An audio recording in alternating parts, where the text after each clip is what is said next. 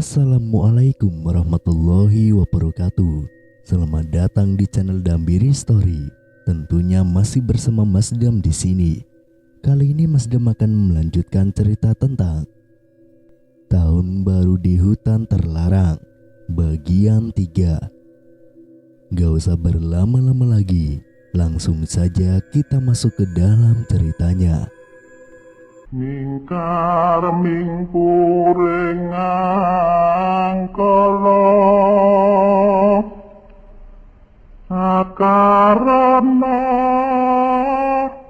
karena marti siwi.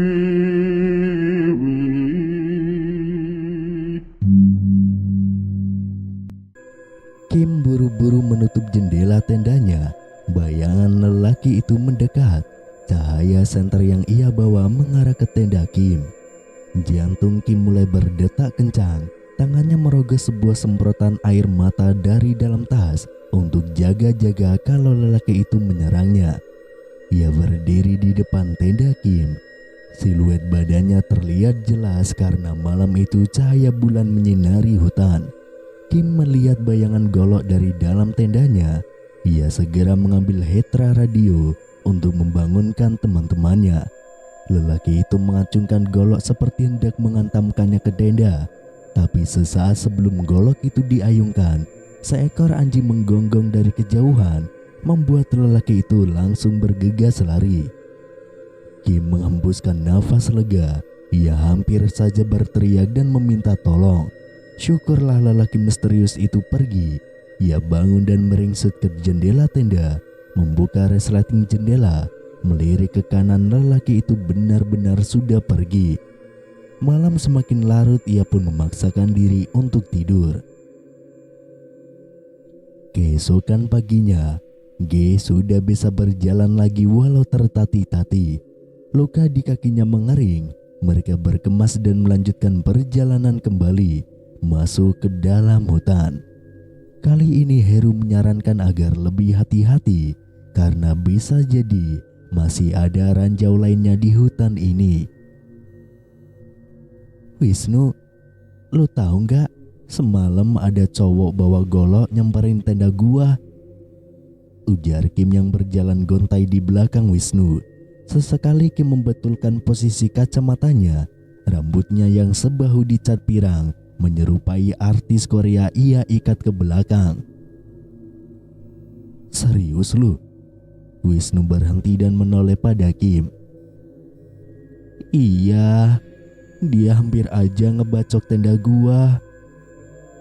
Ya udah, kita laporin aja ke Pak Heru, ujar Wisnu. Saat itu juga Kim menceritakan kejadian semalam. Wisnu sibuk mencatat kejadian itu, sementara Heru sibuk memeriksa jalan setapak. Jangan bergerak. Ada jejak kaki seseorang. Heru mengeluarkan kaca pembesar dari saku celananya. Setelah itu ia juga mengeluarkan alat pengukur untuk memeriksa panjang dan lebar jejak kaki itu. Ini mungkin jejak kaki lelaki semalam.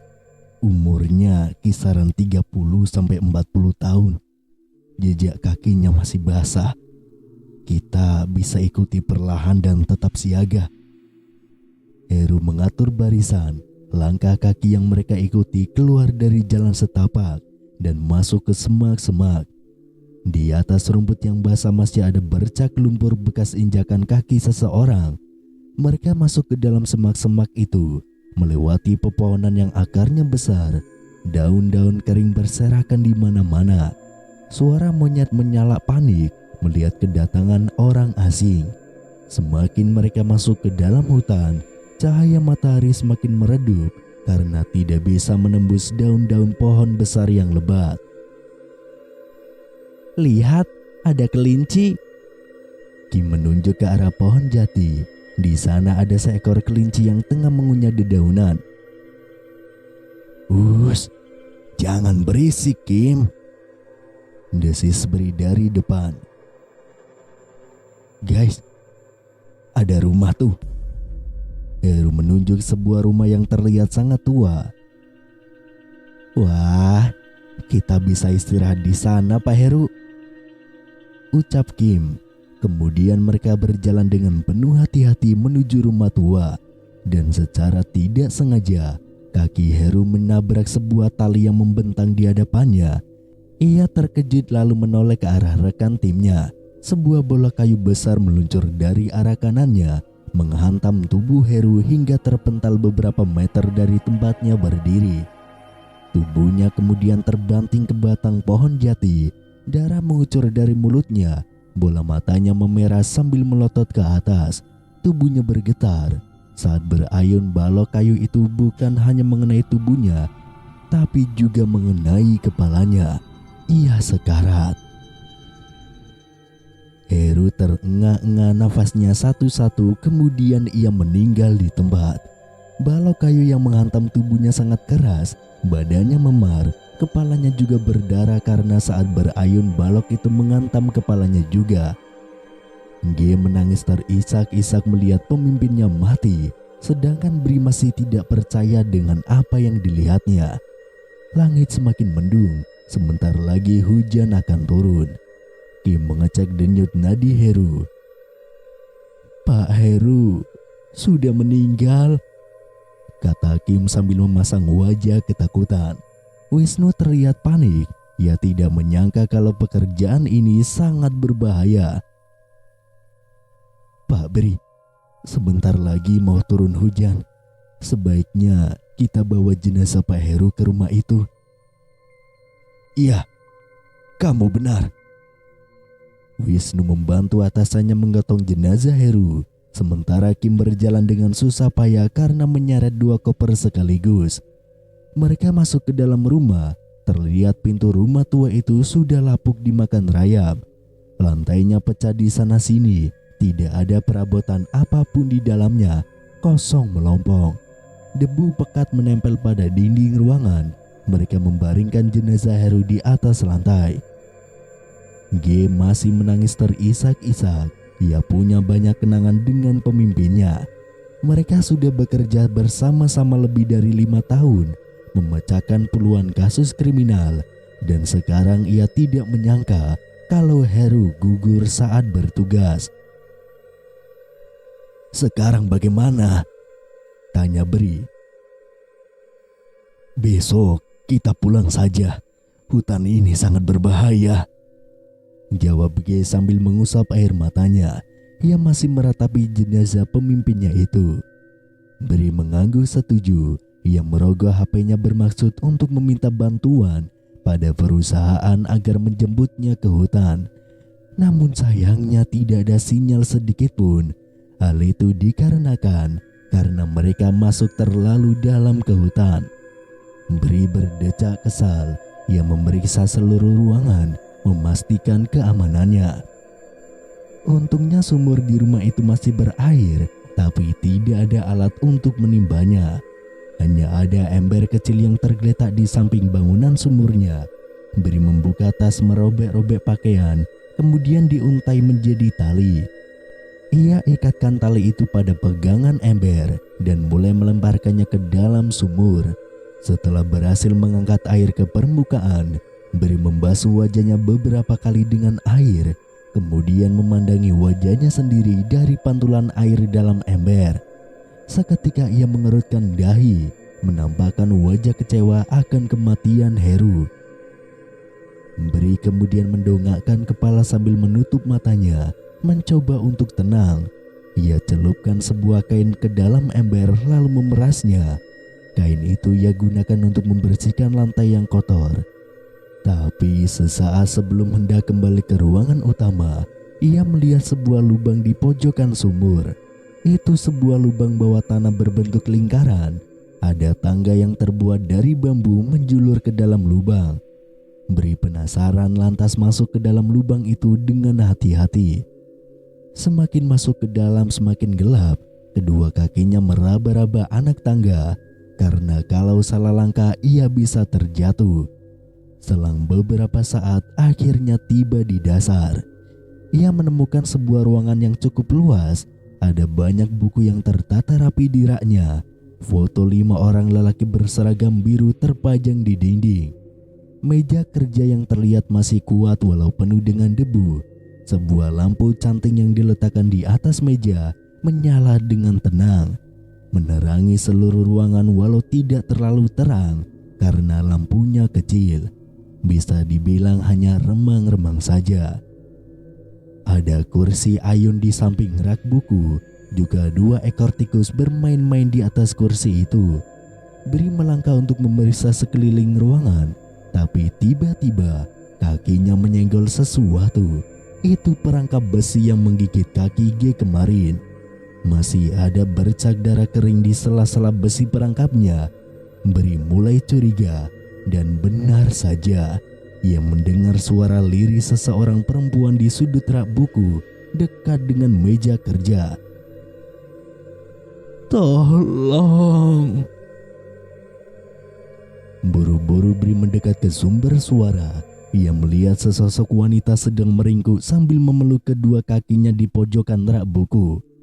Iya, tidak salah lagi. Wanita itu adalah Safira dan ia masih hidup. Kaki-kakinya dirantai, tubuhnya kurus krempeng. Rambutnya kering seperti tidak pernah tersentuh air. Bibirnya juga kering pecah-pecah seperti tidak pernah minum. Cekungan matanya sangat ketara memperjelas bahwa Safira telah mengalami penderitaan yang sangat parah. Sesaat sebelum Bri hendak menghampiri Safira, tiba-tiba saja seseorang menusukkan sebilah obeng berkarat dari belakang lehernya sampai tembus ke tenggorokan. Obeng yang ditusukkan menonjol sampai ke leher depannya. Darah menetes perlahan. Bri bersuara seperti sedang tersedak makanan tidak karuan. Ia merasakan sakit yang tidak terkira, lalu tubuhnya roboh ke lantai dengan keadaan masih bernyawa dan sadar. Ia melihat Jumadi mendekatinya perlahan. Air liur Jumadi menetes ke lantai seperti binatang buas yang sedang memojokkan mangsanya. Maka dengan sekali tinju saja, Bri terkapar mati. Safira berusaha menjerit tapi suaranya sudah habis. "Tolong!" teriak Safira parau dan pelan. Bri terkapar tidak bernyawa dengan keadaan mata melotot. Jumadi menggusur kakinya menuju belakang rak buku. Diambilnya sepiring daging kelinci yang sudah dipanggang yang tergeletak di lantai. Kemudian menyodorkan daging itu pada Safira yang sedang menangis tanpa mengeluarkan air mata. Selama ini Jumadi membiarkan Safira tetap hidup lantaran wajahnya mirip dengan istrinya dulu. Ia memberi makan Safira dengan hewan hasil buruan di hutan, kemudian memanggangnya. Walau terkadang tidak matang dan masih terdapat darah di serat-serat daging, Safira harus tetap memakannya untuk bertahan hidup. "Tolong, lepaskan aku!" desis Safira sambil menangis. Jumadi menatapnya. Mulutnya mengeluarkan bau tidak sedap. Air liur menetes-netes ke lantai. "Kamila," gumam Jumadi mengingat istrinya. "Aku bukan Kamila. Lepaskan aku!" teriak Safira dengan sisa suara yang ia punya. Setiap hari Jumadi mengucapkan nama Kamila di depan Safira. Itu adalah nama istrinya tercinta yang sudah membuatnya gila, yang sudah membuatnya menjadi predator. Bahkan lebih dari itu, kini ia adalah seorang kanibal yang menyerang siapapun dan memakan siapapun tanpa ampun. 3 tahun berlalu setelah memakan korban pertama, ia kian menjadi-jadi. Membunuh warga kampung Ciliman yang masuk ke dalam hutan. Potongan tubuh mereka ditemukan tercecer di sepanjang jalan setapak. Dagingnya dimakan mentah-mentah oleh Jumadi. Akibat rentetan pembunuhan itu, warga tidak lagi mau masuk ke dalam hutan. Mereka tahu kalau Jumadi masih hidup dan bersembunyi di sana. Dan sekarang ia menyekap seorang wanita yang tidak berdosa. Wanita yang dia anggap mirip dengan istrinya. Ia mendekatkan lengannya ke pipi Safira, hendak menyentuhnya. Tapi saat Jumadi akan menyentuhnya, ia mengamuk dan mencacinya, lantas Jumadi mengurungkan niatnya itu. Setelah itu biasanya Jumadi langsung menangis.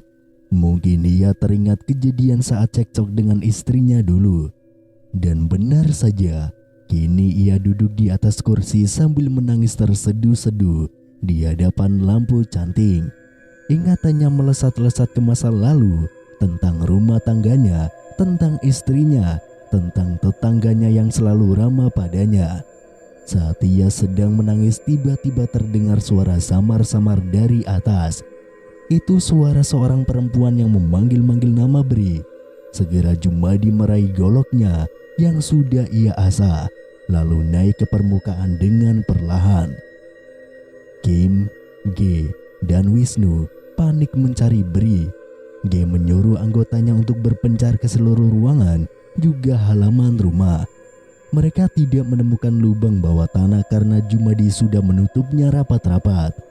G berteriak memanggil-manggil nama Bri di halaman belakang rumah sambil berjalan tertati-tati karena kakinya masih terasa sakit. Ia berjalan melewati beberapa pohon dan menerjang semak-semak. Di sana, tepatnya di bawah pohon kecapi, ia melihat Bri sedang duduk sambil tertunduk. Kakinya menjulur lurus ke depan, tangannya lunglai. Segera G menghampirinya. "Bri, dari mana aja lu? Kita cari-cari." G memaksakan kakinya untuk berdiri. Saat itu juga sebuah anak panah melesat dari atas pohon kecapi, menusuk tepat di paha kanan G sampai tembus. Ia berteriak meringis kesakitan. Jumadi meraih lagi anak panah dari belakang punggungnya, membidik G dengan penuh konsentrasi. Anak panah itu melesat lagi dan kali ini mengenai punggung atas. Dilesatkan lagi anak panah berikutnya, lalu mengenai bola mata kanan. G tergolek mati. Malam merangkak naik dan hujan turun dengan sangat deras. Bri dan G menghilang. Wisnu mencoba untuk tetap tenang. Sekarang hanya tinggal dia satu-satunya lelaki di tim ini. Ia sadar kalau ada seseorang yang mengintai keberadaannya. Wisnu memutuskan untuk mengubur jenazah Heru karena dia tidak yakin sanggup membawanya pulang. Di belakang rumah di bawah hujan deras, Wisnu susah payah menggali tanah dengan cangkul yang ia temukan di bawah pohon. Kim membantu Wisnu menggotong jenazah Heru. Setelah selesai penguburan, mereka berdoa menurut kepercayaan masing-masing. "Terus sekarang bagaimana?" tanya Kim. "Sini," pinta Wisnu yang membisikkan sesuatu di telinga Kim. Sesekali Kim mengangguk. "Lu percayakan sama gua?" "Iya," jawab Kim. Sampai larut malam Kim tidak tidur. Lagi-lagi ia menonton drama Korea kesayangannya sambil tertawa cekikikan. Di dalam rumah itu ia mendirikan tenda karena takut ada hewan melata yang merayap saat tidur. Sebuah senter dinyalakan dari dalam tenda, membuat bayangannya terlihat jelas dari luar tenda. Dan dari kegelapan muncullah Jumadi membawa sebuah golok mendekati tenda Kim. Ia berjalan perlahan seperti hendak menangkap seekor kelinci. Sesaat sebelum golok itu diayunkan, sebuah cangkul menghantam kepalanya dari belakang. "Mampus lu sialan!" bentak Wisnu. Ia senang rencananya berhasil. Sesaat kemudian Kim keluar dari tenda. "Apa dia mati?" tanya Kim. Wisnu menyentuh leher lelaki yang terkapar di hadapannya. Ia masih merasakan denyut nadinya. "Belum." "Lalu gimana?" "Bunuh." "Siapa yang mau membunuhnya?" "Ya, lu lah." "Enggak ah, gua nggak bisa bunuh orang." "Apalagi gua, Kim." "Terus gimana ini, Wis?" "Kita ikat saja di pohon belakang rumah," saran Wisnu. Kim mengangguk lalu mengambil tali rafia dari dalam tasnya. Ia mengikat lengan Jumadi sementara Wisnu mengikat bagian kakinya. Susah payah mereka menyeret tubuh Jumadi ke belakang rumah menuju ke sebuah pohon pinus. Diikatnya tubuh Jumadi pada batang pohon itu dengan ikatan sangat kuat. Dia nggak akan bisa lepas, biar dia mati kelaparan, kata Wisnu setelah selesai mengikat Jumadi. Wisnu, seharusnya kita nggak masuk ke hutan ini. Kita tamu tak diundang, ucap Kim.